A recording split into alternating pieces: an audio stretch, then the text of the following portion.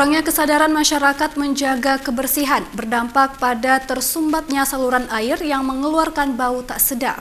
Kondisi ini terjadi di saluran parit Desa Gedong-Gedong, Kecamatan Kota Juang, Kabupaten Biren.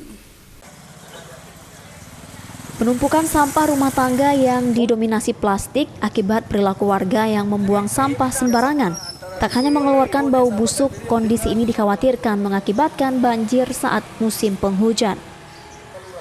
Saluran parit yang dipenuhi sampah itu terlihat mulai dari seputar Desa Pulau Ara, Bandar Biren, dan Gedong-Gedong hingga mengalir ke Muara Kuala Raja.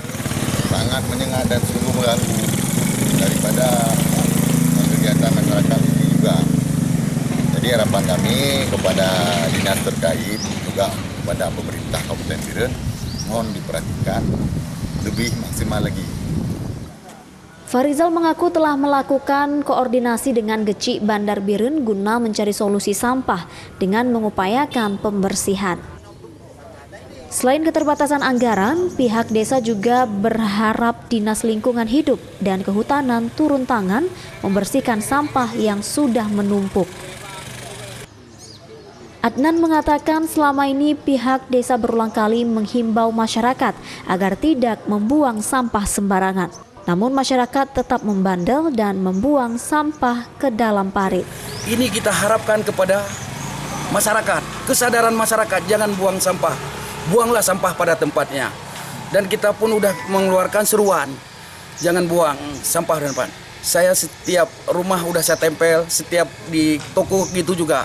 Jadi apalah daya, masyarakat ya sudah kita sampaikan ya sudah. Nah. Irwan Funa mengatakan pihaknya akan memfasilitasi pembersihan sampah menggunakan alat berat.